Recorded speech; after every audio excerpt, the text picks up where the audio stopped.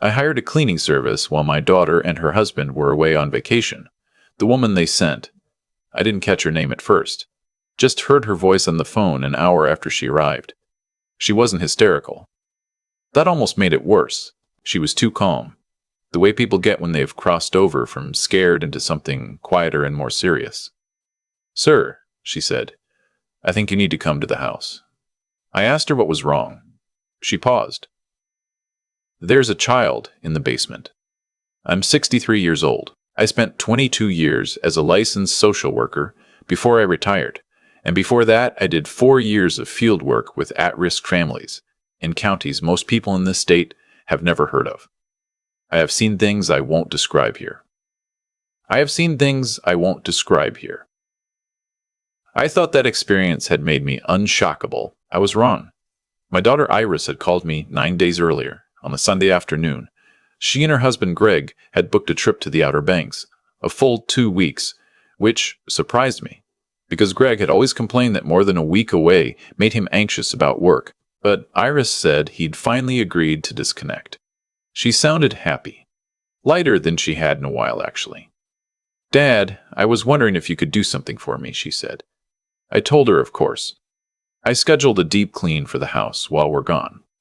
"The service is coming on the 9th. Could you just, I don't know, be available if they have questions?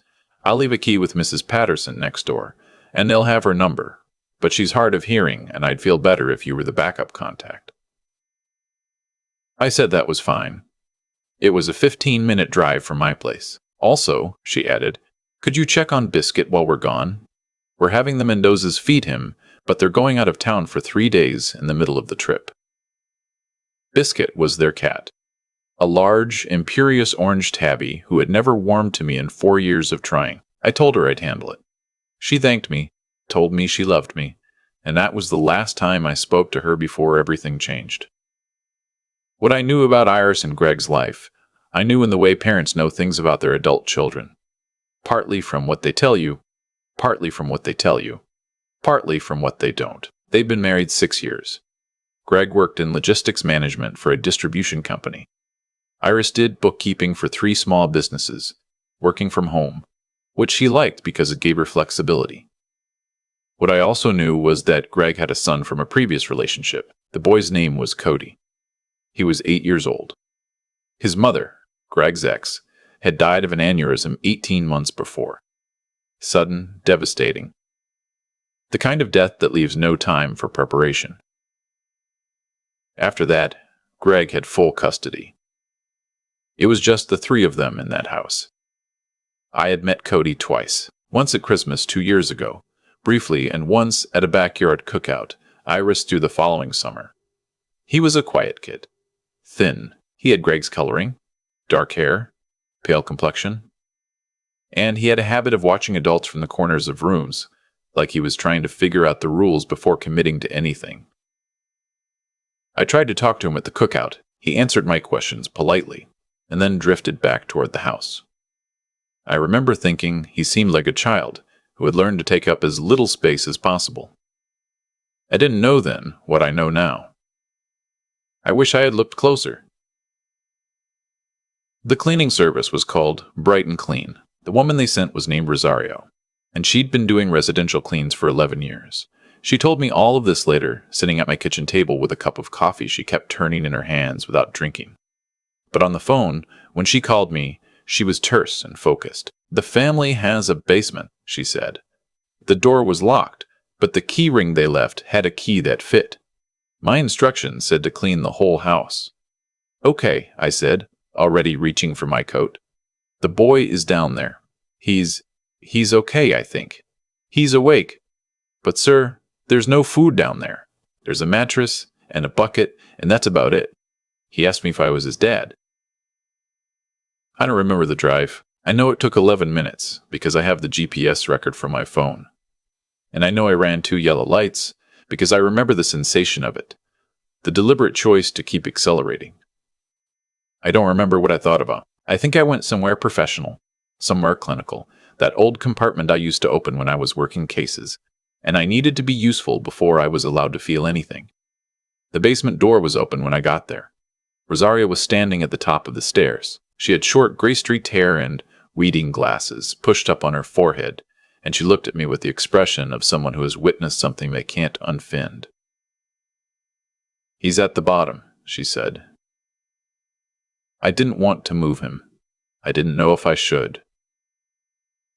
I went down. The basement was unfinished.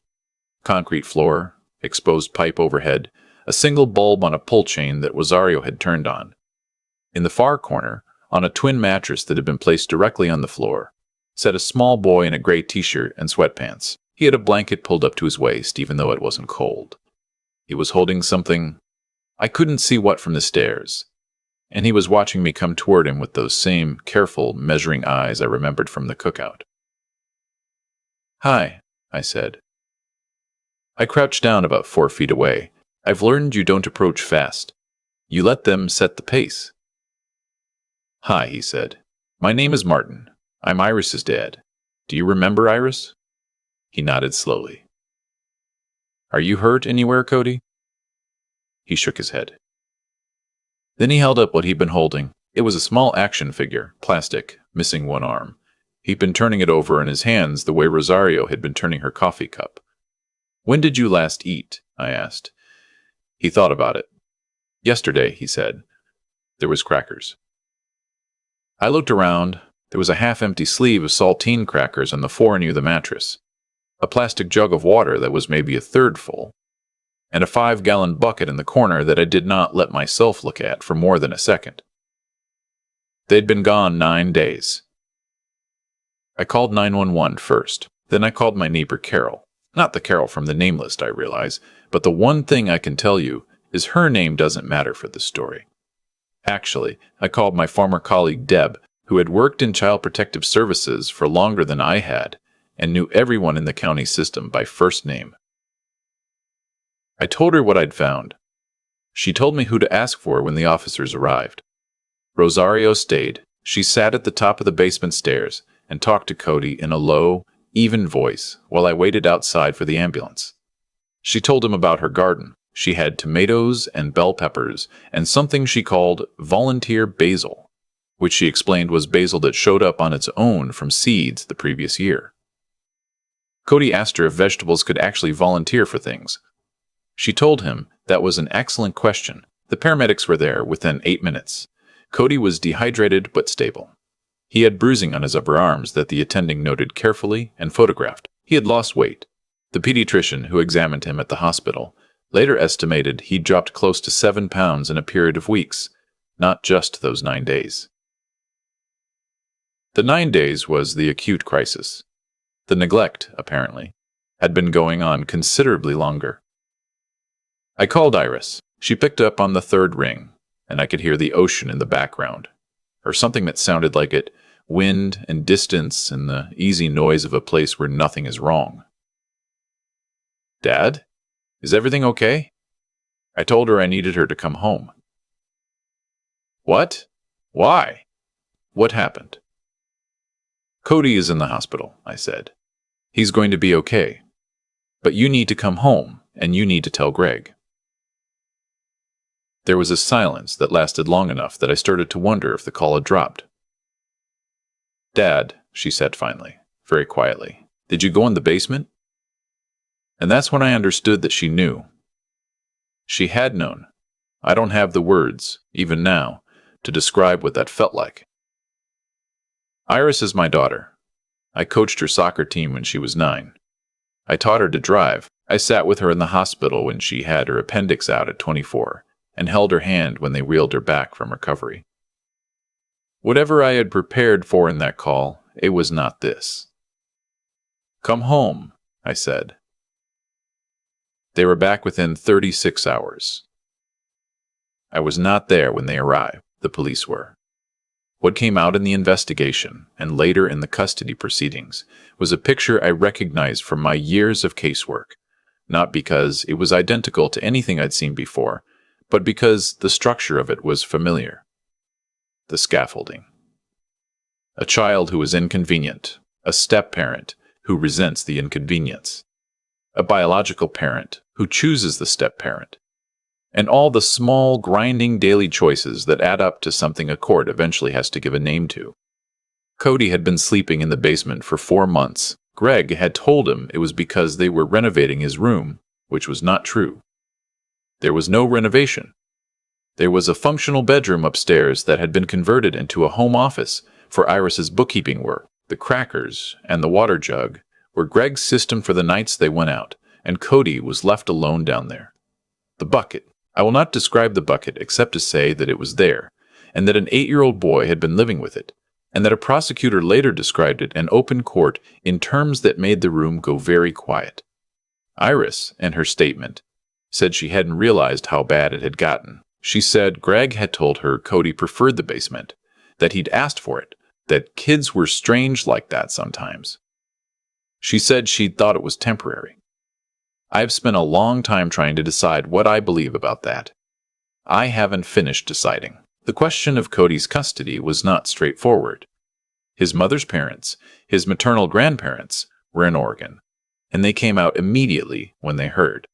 Good people, clearly devastated. Earnest and loving and completely overwhelmed. His maternal grandmother, a woman named Beverly. Actually, I need to use a different name for the requirements, so I'll call her by her relationship.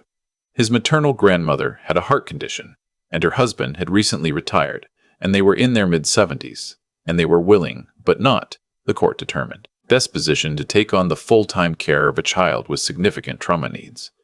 I had submitted my own petition for temporary guardianship on day 3. My attorney, a woman I'd worked with on family cases years ago, who had since moved to private practice, told me that my professional background was an asset but not a guarantee.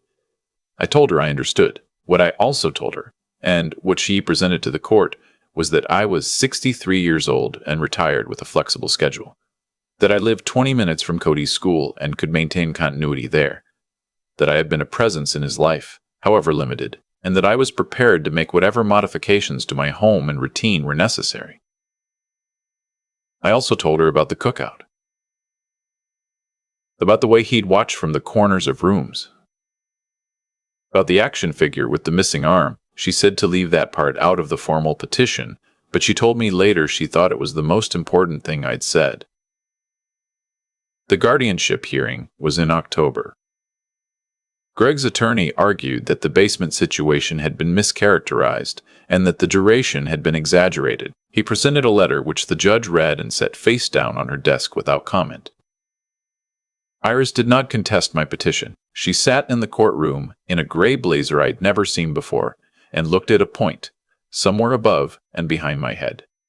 And I did not look at her directly, because I didn't trust what I would do if I did. The judge was a woman about my age, maybe a few years older, with reading glasses that she took on and off throughout the hearing. When she spoke, she was measured and precise, and she did not editorialize, but at one point, she asked Greg's attorney a question about the timeline that the attorney couldn't answer satisfactorily, and in the silence that followed, I heard someone behind me exhale slowly, the way people do when they've been holding their breath. I was awarded temporary guardianship that afternoon. Full permanent guardianship was finalized 5 months later. Greg received 3 years with the possibility of early release. His attorney argued it down from what the prosecutor had originally sought. I wasn't in the room for sentencing. I was at home, helping Cody with a model airplane kit he'd gotten for his birthday. His first birthday.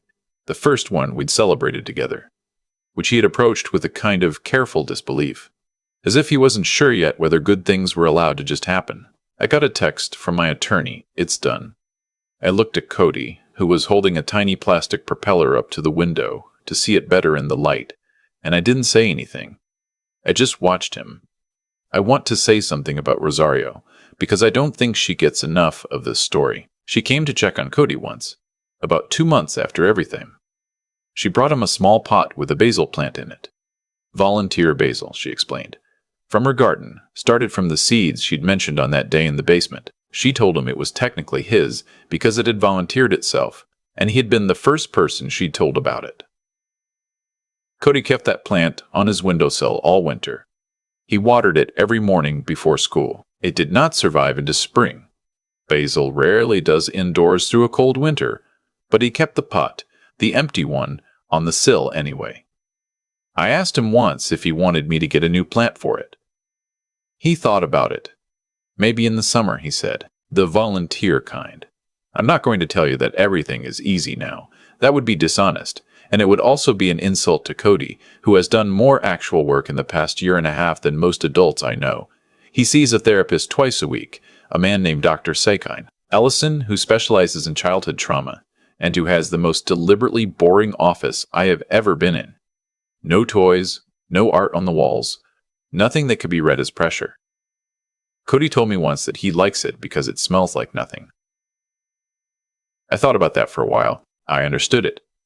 He is in 4th grade now.